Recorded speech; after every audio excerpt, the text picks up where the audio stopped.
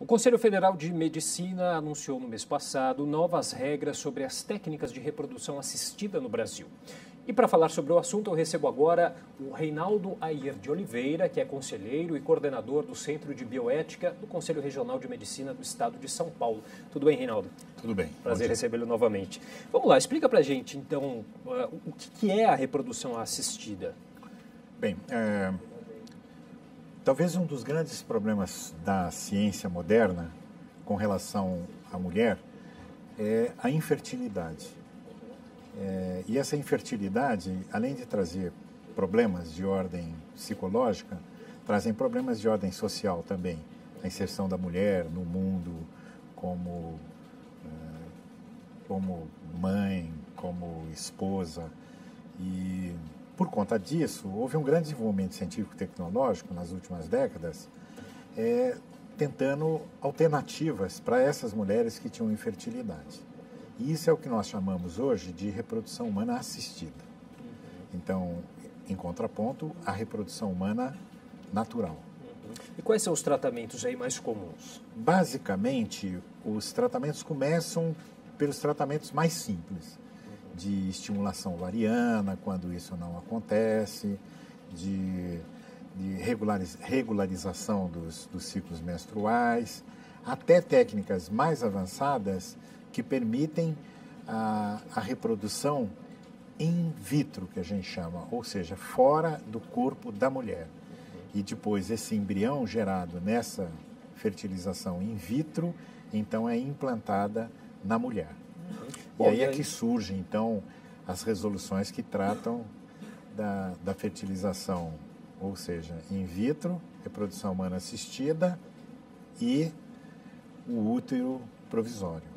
E por que essas resoluções aí, elas precisaram aí passar por algumas alterações ou atualizações, não sei qual o termo correto, enfim, e quais foram essas principais mudanças? Primeiro, o avanço científico-tecnológico, que permitiu a preservação de óvulos, melhor preservação dos gametas masculinos e femininos, o avanço da ciência também do ponto de vista dos controles hormonais e, fundamentalmente, e o Conselho Federal de Medicina até faz uma justificativa disso, que é a questão da demanda. Quer dizer, se há possibilidade de reprodução assistida, por que não ampliar essa reprodução assistida para outras pessoas, outros grupos? E aí a sociedade tem mecanismos de pressão para isso. Então, o Conselho Federal de Medicina, quer dizer, ele é atento a essas manifestações da sociedade, essas demandas da sociedade, muda as suas resoluções, quer dizer, por conta desta pressão mesmo.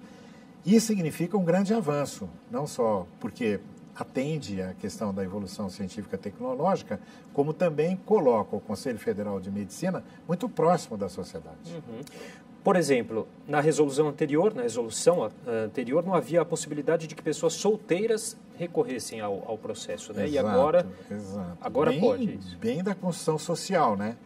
Essa figura do casal, quer dizer, o homem e a mulher, é uma figura extremamente importante na sociedade, quer dizer, da família, mas há a possibilidade das pessoas individualmente também contarem com técnicas de reprodução humana que não substitui a questão da adoção. A adoção é uma outra discussão, mas às vezes o indivíduo quer ter um filho, mas não quer ter um casamento, vamos dizer assim, não quer ter uma família convencional, ele pode querer ter uma família diferente da família convencional. Agora, a doação temporária do útero, né, a gestação de substituição, sim, ela continua aí sendo restrita a familiares, né? Quer dizer, a condição de não familiares permanece vetada, é isso mesmo? Não. A questão é a seguinte, naturalmente ela é colocada para familiares, correto? Então, e aí agora é ampliada para filhas, para mãe, para sobrinhos, né? Mas continua sendo primos, familiar, entre eles, né? Familiar. Quando sai do âmbito familiar, é preciso que haja uma solicitação de quem vai contar com essa reprodução assistida aos conselhos regionais de medicina, que avaliam os parceiros ou as parceiras que estão envolvidas nessa reprodução. É aí que entra a reprodução assistida como um fator, por exemplo, em que estão envolvidos, por exemplo, casais homoafetivos. Agora, com relação à doação do útero, quando você pergunta, quer dizer, por que isso não se amplia de uma maneira assim, largamente? Porque há sempre o risco da comercialização, entendeu? Do útero. Não obstante existirem países em que esta comercialização é permitida. No Brasil, por conta de uma discrepância muito grande social com relação até à condição feminina, a possibilidade, entendeu, de comercialização desse procedimento é muito grande. Reinaldo, por que a doação voluntária de gametas, né, por mulheres, ela havia sido retirada da última resolução, né, e agora ela volta a ser legal?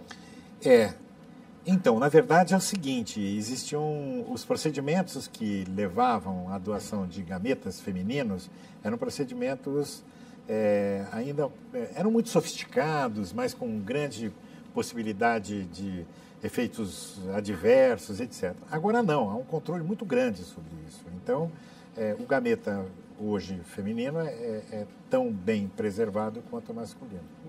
De maneira geral, quais são as expectativas aí com essas atualizações dessas resoluções, com essas alterações? Eu acho que, basicamente, é a resolução da questão da infertilidade.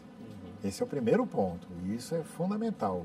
Todas as mulheres que querem reproduzir vão ter condições de se reproduzir. Quer dizer, nós estamos vivendo hoje, né, recentemente, a notícia de uma senhora, né, nos Estados Unidos que deu à luz em decorrência de um transplante de útero. Quer dizer, essa abertura de possibilidade para a mulher, para que ela se complete através da gravidez, não que a gravidez seja tudo para a mulher se completar, mas existem mulheres que querem se completar através de uma gravidez, e essa possibilidade é grande. O segundo é o filho ter esse componente também de pessoas que querem ter filho, e aí não obrigatoriamente ou não necessariamente numa estrutura de casal, ou numa estrutura de casal homoafetivo. Então, se amplia a possibilidade das pessoas terem filhos. Ok, Reinaldo, agradeço demais sua participação aqui no nosso jornal. Obrigado, viu? Nada.